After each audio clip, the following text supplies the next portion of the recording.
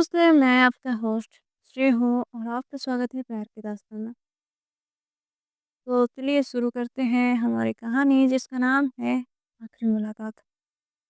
तो पिछले एपिसोड में हम सुने थे कि पड़ोस वाली आंटी ने उन दोनों को खाना पे बुलाया था और वहाँ से आने के बाद वो वही बूढ़ी औरत से मिली थी।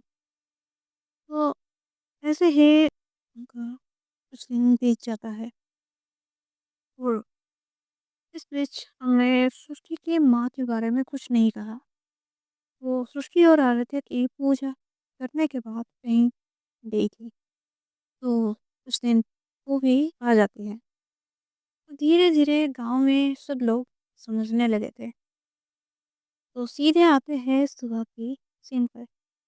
आराध्या एंड सृष्टि की माँ तीनों अपने घर से जाने के लिए तैयार हो रहे थे और उसी वक्त वही पुलिस वाली आंटी आई और आराध्या को देखकर कहती है, बेटा आप तुम जा रहे हो?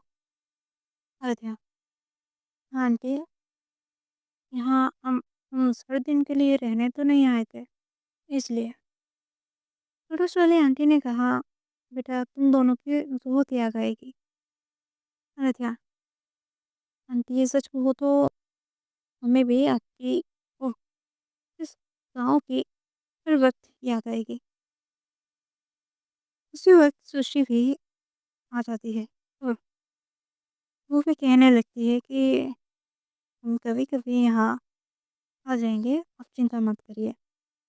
उसके बाद आराध्या, सृष्टि और सृष्टि की माँ तीनों वहाँ से निकलने लगते हैं उनके नए घर पर। तो टाइम को स्किप करते हैं, आते हैं शाम के वक्त पर। वो अपने घर पर पहुँचती है। वो अपने घर पर पहुँचते हैं। ट्रैवल के बाद वो सब बहुत थक गए थे, इसलिए वो अपने रूम में जाते हैं और रेस्ट करते हैं। उसकी ने बाहर से खाना ऑर्डर कर दिया था, इसलिए खाना आते ही वो लोग खाना खाते हैं और सो जाते हैं। और ऐसे ही कुछ दिन बीत जाता है। अब सृष्टि अपनी फोटोग्राफी में बिजी थी और आराध्या अपनी बुक लिखने में। एक दिन शाम को सृष्टि जल्दी आ गई थी। आराध्या छत पर खड़ी थी, मानो वो कुछ सोच रही थी। और उसी वक्त सृष्टि हाथ में चाय लिए उसके पास जाती है। मैडम जी, ये रही आपको चाय। Aaradhya, thank you. और चाय की कप उसके हाथों से लेती है। सृष्टि, क्या हुआ? कुछ सोच रही थी? आराध्या, कुछ नहीं, बस ऐसे ही।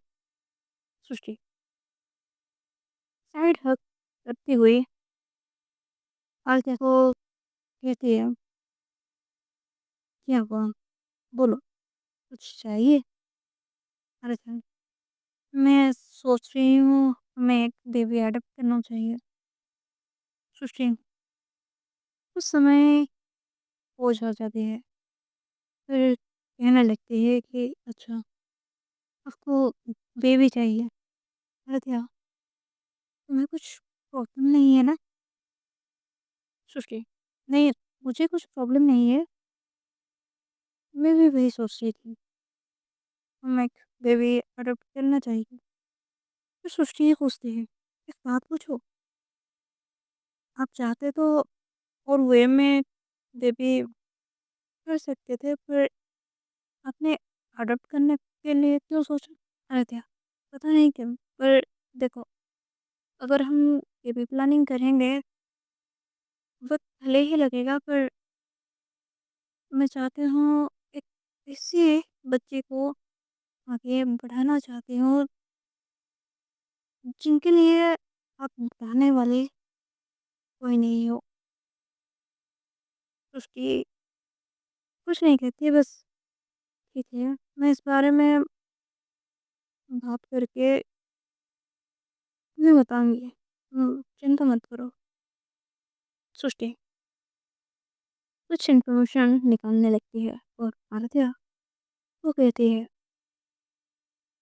वो सृष्टि कहती है कि हम चाइल्ड तो अडॉप्ट कर सकते हैं पर पार्टनर के रूप में नहीं, लीगली सिंगल पेरेंट के हिसाब से अडॉप्ट कर सकते हैं।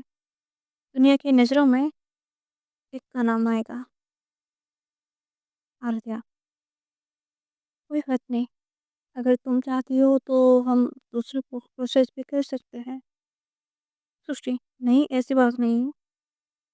तुम कह रही हो तो बेबी अडॉप्ट करना है तो हम बेबी अडॉप्ट ही करेंगे।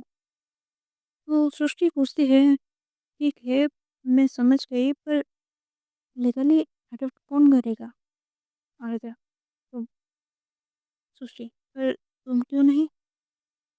आराध्या, बस ऐसे ही। उसके बाद सृष्टि की माँ को ये बातें बताया जाता है। सृष्टि की माँ बहुत खुश थी। तो ज़्यादा प्रोसेस वे में तो मैं कह नहीं सकती पर कुछ चीज़ें मैं बता दे रही हूँ। तो अडॉप्ट करने के लिए कुछ प्रोसेस होता है, इसलिए उन्हें अडॉप्शन करने के लिए 6 या 12 महीने लग जाता है।